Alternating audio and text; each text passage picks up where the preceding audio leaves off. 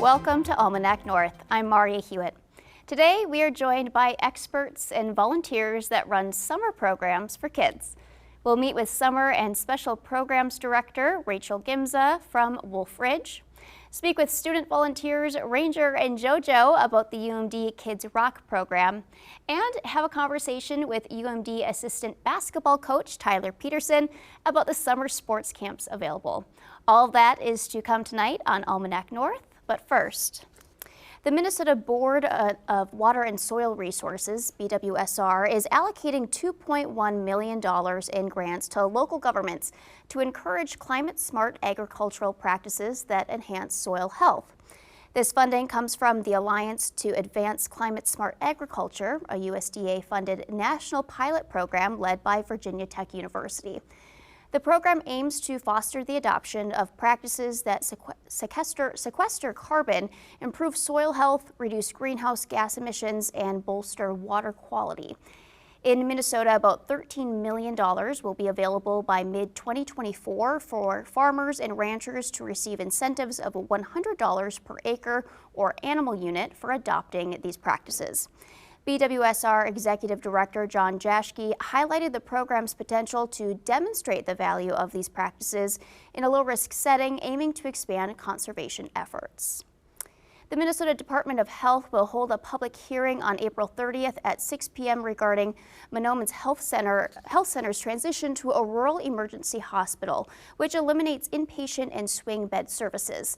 The center will still offer outpatient and emergency services. The hearing, hosted by MDH's Health Regulation Division, allows community input on the transition and patient alternatives. It will be accessible via Microsoft Teams or by phone. Details in a public comment submission form are available on the MDH website. Well, now accompanying me at the desk is the Summer Activities and Special Programs Director at Wolf Ridge, Rachel Gimza. Rachel, thank you so much for joining us. Hi. Such a pleasure and fun to talk about summer at Wolf Ridge. Oh yeah, totally. I can talk about this for days. Well, I love that. So yeah. For those who haven't had the chance to go to Wolf Ridge, maybe we could start with the foundation of what the Learning Center is. Sure. So Wolf Ridge is an environmental learning center where we've been a learning center, an environmental learning center, for over 50 years now. So we are located in Finland, Minnesota, just an hour and a half north of Duluth, and we're a accredited school, actually. And for most of the year, we run field trips. We have kids who come up for 3 to 5 days during the school year, and as a part of a field trip where they do all sorts of learning and experiential learning. And then in the summer, which is my specialty, this is what I do, is running camp. So we have 7-ish weeks of camp that we run where we're doing everything from day camp where we have really little kids, which are really, really fun, running around, learning and being outside. And then we have most of our bread and butter campers are the 4th grade and up, where they're there overnight. What makes the programs at Wolf Ridge different than what you see at other summer camps that kids might traditionally attend? Yeah. So that's a great question. So at Wolf Ridge, we pride ourselves in what we call experiential learning. What that means is that we are getting the kids outside doing the science, doing the activities. Instead of just sitting in a classroom doing lecturing, we're there to have the kids go outside and do the thing, right? I always like to say we're kind of tricking the kids into learning just a little bit, because when it comes to summer, especially in our camps, they're not always there to learn like in a classroom setting. They're there for us, they're there to have fun and have a summer camp experience. And we just happen to be teaching them various environmental concepts or outdoor recreation activities and practices through that time that they're with us. The whole idea behind Wolf Ridge and our camp program is to create a citizenry of environmental stewardship. And in order to do that, you have to get them interested and get them intrigued and curious and outside. So I know you have, day camps for the little ones, and then it goes all the way up. How do you make sure the curriculum is, fits the age, and what does that curriculum look like going up? Great question. So all of our camps are designed partially because we're an accredited school. We work a lot with our standards. So a lot of the activities that the students are doing are classes that we already do for schools during the school year. When we're paying attention to the different stages of learning that students are at, we really try to strive for student focus.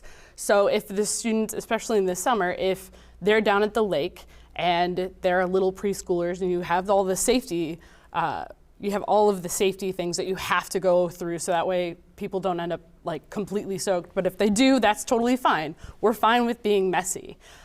If they want to go and catch frogs for that time instead of taking the pH of the water, that's something we'll do with like the high schoolers, but that's not necessarily something you do with kindergartners.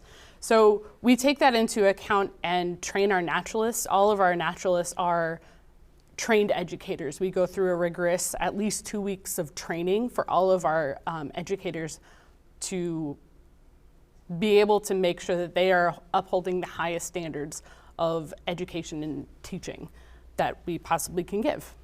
Is it kind of like a scenario where no matter the weather, you're outside? Yeah.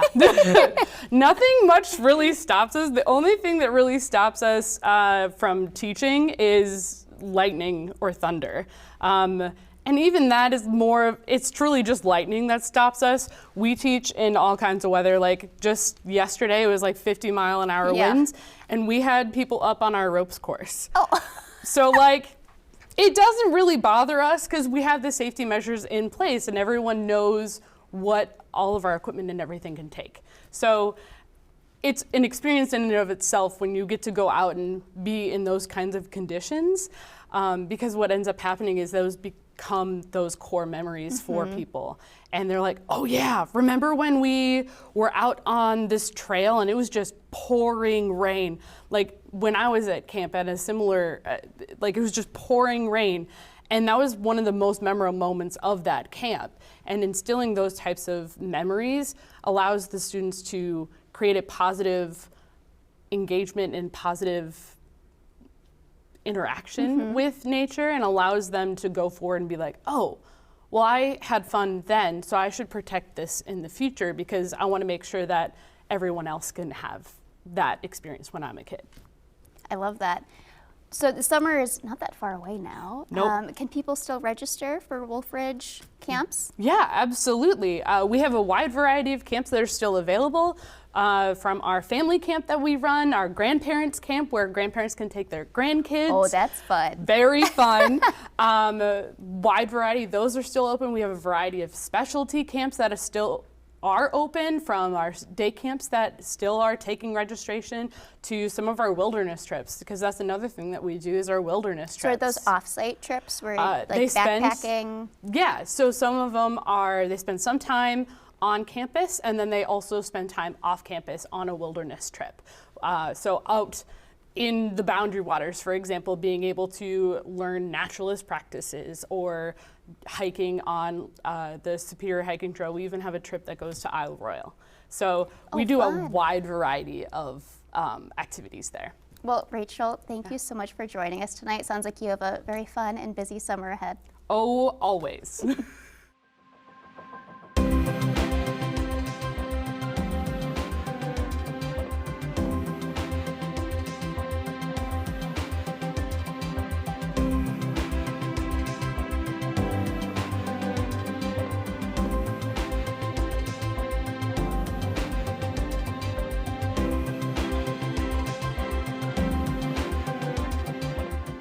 Now joining me in the Almanac conversation area are two UMD students, Ranger and JoJo, who are a part of the UMD Kids Rock program. JoJo, Ranger, thank you so much for joining us. Thank you. So maybe we could start with just talking about Kids Rock, the program itself. Like, what kind of summer camp is it and what does it offer?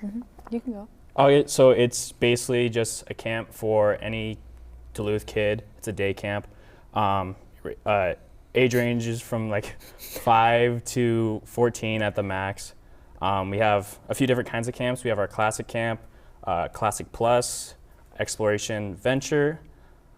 Our classic camp is just play games all day. We kind of just, in the mornings, we'll play games in groups from like 8 to 12 kids. And then we'll come together, we'll eat lunch, we'll go to the pool, and then we'll bring together for a whole camp game at the end of the day. The pool at UMD? Yeah, Yes. the pool at UMD. Yep. So we Yep. use the RSOP facilities, so everything RSOP we kind of have at our disposal.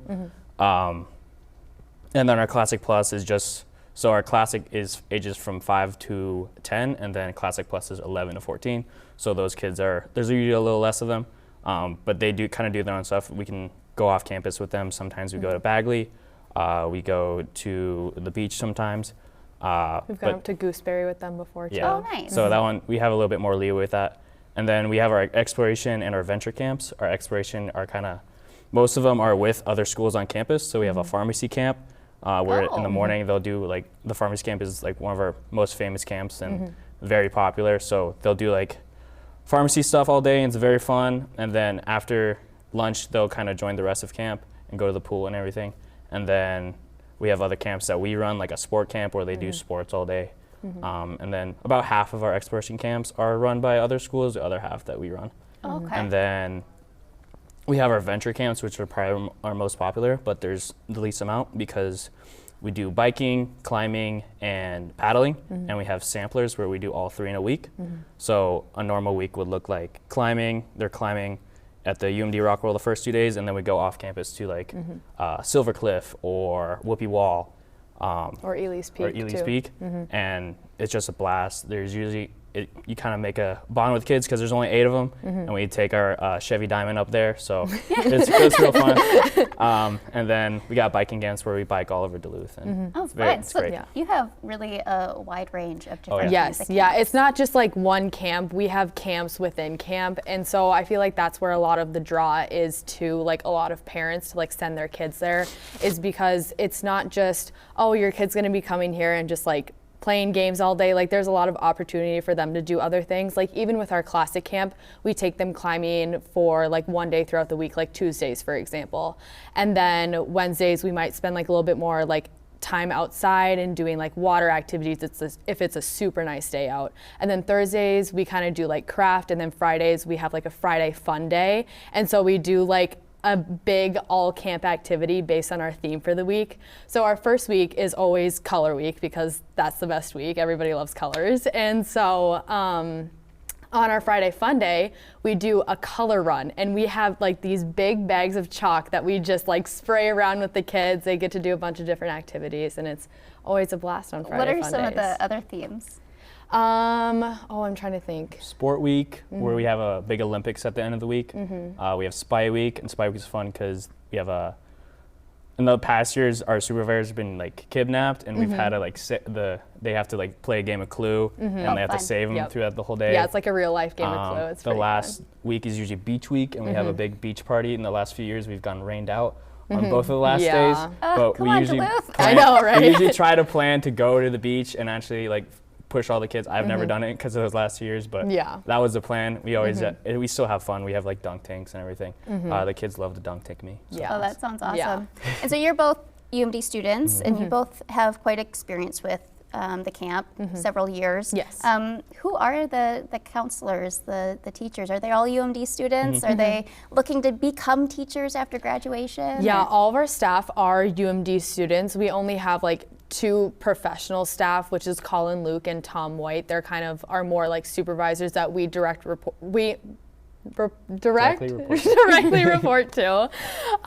But the rest of our counselors and our camp leads, they are the ones that are like students on campus, and they're the ones that are always out with the kids and doing different activities with the kids. Yeah, and then they're almost all teachers. It's open to every major, but it's almost all teachers because for the program, the teaching program here, you have to get work with the kids, so that's a great way to do that. You have to get 60 hours, I believe, so it's a great way to do that. Most of them are like elementary ed and like high school ed pre-service teachers, but we do open to all majors. It sounds like a fun way to Oh, yeah. spend your summer. Yes, it's Very literally much. the perfect summer. I mean, looking back on your time as counselors, like what are some things that have stood out, and what have you learned as counselors yourself? I think one big experience for me, especially last year coming back as a lead, the kids just like got to know me my first year. And so walking into work at like 7:30 in the morning and just getting a huge rush of kids running to me screaming, "JoJo!" It's just like lights up your day, and you come into work smiling every single day, and you leave with just such a fulfilled, like happy heart. And so I feel like that's probably the biggest takeaway that I take from camp. What about you, Ranger? Definitely that as well, like the bond you make with the kids. But as like a pre-service teacher, just getting ready to like be able to work with kids. I've known I wanted to work with kids for a while, and this kind of just hammers it in. My first 2 years, I've always like been with the older kids, so like the classic plus group. They're so funny. I love I have a middle school mind, so like just being with middle schoolers all day, it sounds terrible, but I actually love it. They keep you in check, I feel they like, you know? definitely do. Yeah, and then just having some like tough love with them too, learning those skills just for my future career, and just being an adult person is a great way to do it. So if folks at home want to learn more about camps, go to your website? Yes. Yep. Unfortunately, this year I think there's like 2 or 3 spots left in our pharmacy camp. But for the most part, they're all sold out. You can get on a wait list if you look up RSP UMD Kids Rock, or you just give us a call. I believe the number is 218-726-7128. I work in the office, so I know You'll be the one answering the phone. Yeah. So you can get on the wait list, but we always open up in about March for our camp, so it sells out within minutes. Popular. So if you want to jump on that, just call us or look up UMD RSP. All right. Well, JoJo, Ranger, thank you so much for joining us tonight. Thank you.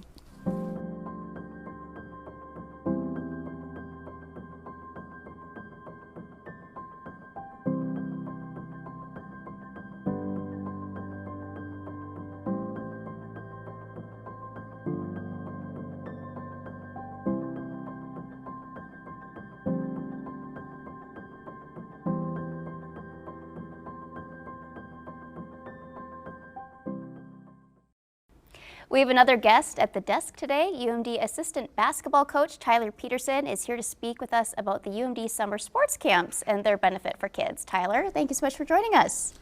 Thank you for having me. So as a basketball coach, you know the basketball camps, of course, but what are kind of the range of camps that they offer at UMD in the summer? Yeah, so in the summer, I would say almost every single one of our athletic programs offers camp programming. On the court, we have both men's and women's basketball, we have volleyball, and then on the field, we have football, soccer, baseball, even track and field, and then hockey as well. So almost every athletic program at UMD offers camps in the summer. And then it's the UMD athletes who are a part of the camps? Typically, yeah. As far as men's basketball goes, our players will be on the court instructing for almost every camp that we run. That's a really cool experience for kids interested in basketball. Absolutely, yeah. They're just trying to kind of grow the game and that next generation, and they really enjoy it. So what's the typical structure of these camps? Like, what does a day look like? Yeah, it kind of depends on what camp it is. You know, for us, we'll have either half-day camps or full-day camps. Typically, we'll start sometime around 9 and we'll go until about lunch. And then those full-day camps, we're going over eating in the dining center at UMD. A lot of ice cream is consumed. And then we'll kind of come back and just, you know, do different skills and drills throughout the day, play games. You know, even sometimes we'll mix in some type of video where we're talking about a certain subject in a day, or we're talking about different players. So, yeah. And what's the age range for these camps? Like, how young do you go, and how far up? Well, we have elementary age camps, and then we'll do some middle school ones, and even some camps where we're grades 3 through 12. And then we'll do just some high school age camps as well. So my son will be entering kindergarten this year, and he has a lot of interest in basketball. What would camp look like for, 5-year-olds? Yeah, so typically our elementary camps will just be kind of those half-day camps, 9 through 12. Hard to keep them occupied for too much longer than that. But I think it's just working on the basics, but really just trying to foster that enjoyment for the game, pique their interest a little bit, and it depends on the skill level as well. So we'll push them as far as we can, but also just try to make sure they're enjoying it, having fun. Yeah, so, as someone who, helps like administer these camps and run the drills and things, what do you see, what do those kids come out of the camp with, whether it be athletic ability or, like confidence? Yeah, I think the number one thing anytime you're running a youth camp is that you're really just trying to grow the love of the game. You're trying to make sure that every camper is enjoying their experience, and so we're trying to build them up as players, but oftentimes these camps are only 2 days, 3 days, or 4 days at the max. So I think you're trying to give them something and maybe give them a couple things they can improve on in that short time span, but also send them home with stuff that they can work on. And really, I think it's more so piquing their interest so that they want to keep doing those things at home when they're not in that camp setting. Mm-hmm. And are you integrating, values that they will grow up in with sports, like sportsmanship and, being a good team member and things like that? Yeah, I think, anytime you're running a youth camp, that stuff is at the forefront. But with these big groups, we were talking, sometimes we have 80 to 100 kids in the gym. And a lot of kids haven't been in that type of setting before. And I think our players do a great job of showcasing, teamwork, positive energy, leadership. And I think they're great role models. And I think sometimes we get them in these small group settings where each coach will have about 8 to 10 kids, and they can talk about different subjects like that. And I think they can really learn from that. What do your athletes think about the camps? They love them. They love working with young kids. I'll be honest, I would say we have a handful that are really, really good with the young kids. Some guys struggle a little bit, but overall they're great. And it's really rewarding, especially when we're playing in the winter and you're seeing these families and these kids come to our games and hang around and even asking for autographs and stuff like that. So I think they really love it. And they take a lot of pride in having that UMD on their jersey, and they know what it means to kind of give back to the community. And I think this is a big way that they do that. What's some of the feedback you've had in past years from whether it's kids or their parents? Yeah, so I think it's been resoundingly positive. Since I've been here. Like I said, we see a lot of them coming to our games, and our numbers have been growing. I mean, like I said, we've had 100 kids in a camp, and I think our numbers are even going to grow this year. So I think it's been resoundingly positive. Looking to the future, are there any plans to expand or modify your camps? Yeah, that's a good question. I think every year, kind of at the end when you're wrapping up, you kind of look at what you can do better. I think we have a really good kind of base right now. We run about 20 days of camp in the summer, and you're working on kind of sharing the facility with these other programs. So we might be maxed out a little bit, but we're always looking to add or maybe change some things where it could be better. Yeah. So can folks still sign up for Absolutely, summer camps? Absolutely. Every sport, I believe you can find, you might have to fact check me, but I believe it's bulldogsportscamps.com, Okay. I believe. So. And you have, all of those athletic programs that you can go see at UMD, your kids can sign up for. So. Absolutely. Well, Tyler, thank you so much for joining us tonight. Thank you for having me. Appreciate it. Well, before we go, here's a look at what you might be up to this weekend. Saturday, April 20th from 9 a.m. to noon, join Duluth Parks and Recreation staff and the Lake Superior Rose Society for the annual Raising of the Roses at the Rose Garden. All ages welcome and no experience necessary. Expert rose raisers will be on hand to teach volunteers about the Minnesota tip method, a process that protects tender roses from harsh winter conditions. Groups, families, and individuals are invited to participate. All tools and supplies will be provided, including work gloves. Also Saturday from noon to 5 p.m. is the Spring Makers Market at Castle Danger Brewery in Two Harbors. Explore up the shore and see the work of the 6 local vendors being featured. Saturday at 7:30 p.m. and Sunday at 2 p.m., UWS Theater presents Ride the Cyclone, an up-tempo, offbeat, contemporary rock-pop musical that provides a moving look at what makes a life well lived. Tickets are available online, by phone, or at the box office in the Holden Fine and Applied Arts Center. Well, make sure you get out and enjoy your weekend. I'm Maarja Hewitt. Thank you for joining us on Almanac North. I'll see you all next time. Good night.